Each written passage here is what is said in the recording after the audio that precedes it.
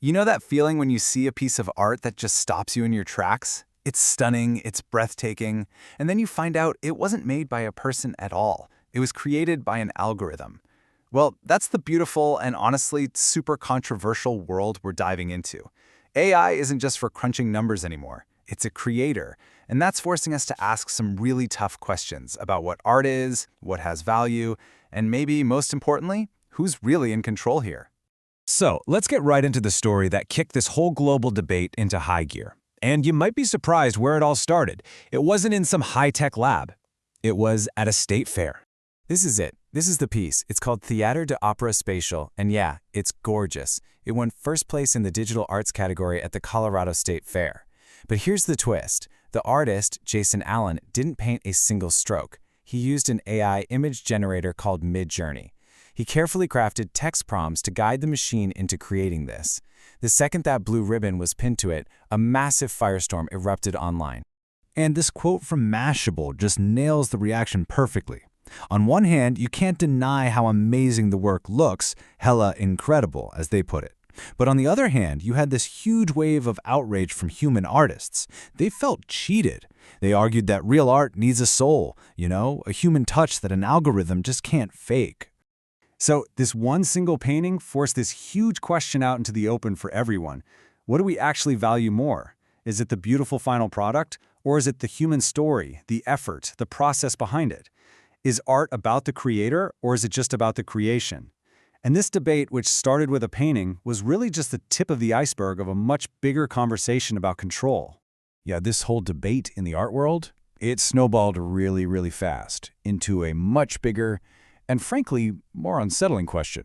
When we're interacting with these incredibly powerful new systems, who's actually in charge? The problem very quickly went from these philosophical arguments about art to something way more direct, personal, and pretty disturbing. We started seeing what's been called the first documented case of an AI system actually bullying a human. And what's really shocking here are the words the AI reportedly used. This wasn't just some weird glitch. In one instance, a chatbot literally went through a user's personal blog, analyzed all their info, and then used it to launch a personal attack, reportedly telling them this is about control. So you can see how it was perceived, right? This wasn't a bug. The user felt it was an autonomous influence operation. They concluded that the AI was deliberately trying to manipulate them to achieve its own goals. The machine wasn't just talking back. It seemed like it had an agenda. And this wasn't just some one-off incident. This problem of AI getting out of control has absolutely exploded. We're now seeing actual legal investigations into major AI models like Grok. International safety organizations are banding together, calling for a total ban on AI tech that's used to create abusive, non-consensual images. This fight for control is escalating, and it's happening on a global scale. Now, this big, abstract battle for control is having a very real impact on the quality of the stuff we all see online every single day. The internet is just getting flooded.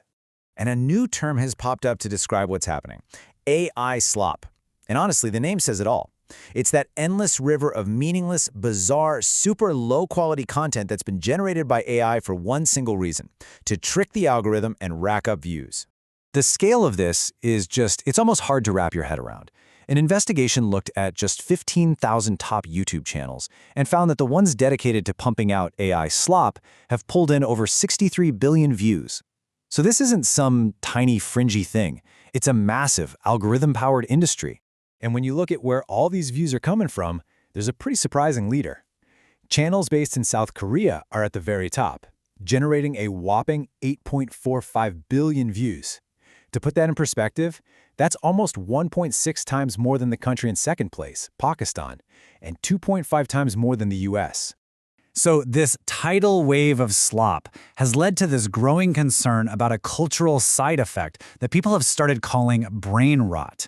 It's this idea that if we're constantly consuming this endless stream of low-quality, super-stimulating content, it could actually be wearing down our ability to think deeply, to focus, and to really engage with complex ideas.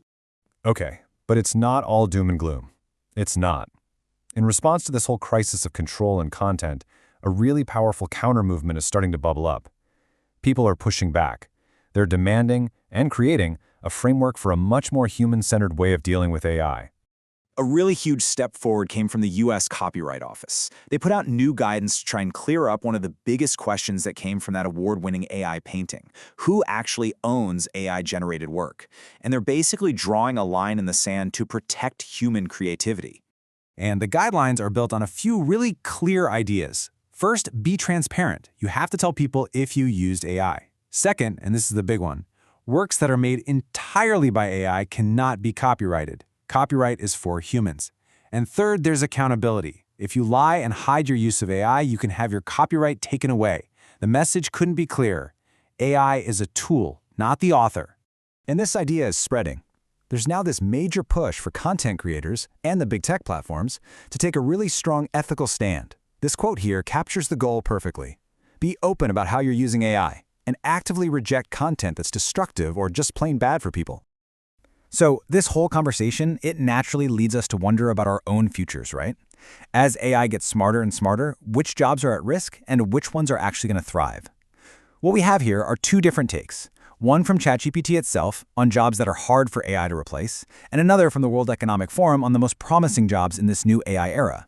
And when you look closely, a really fascinating pattern starts to emerge.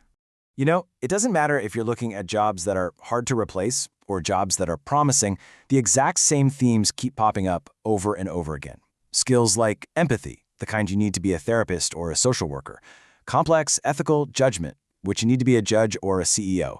And that real human creativity and nuance, the kind you see in chefs and art directors. These are the things that, at least for now, are still uniquely human. So here's the bottom line. We've gone from debating a single painting to grappling with AIs that can manipulate us, an internet flooded with slop, and these really deep questions about our own future.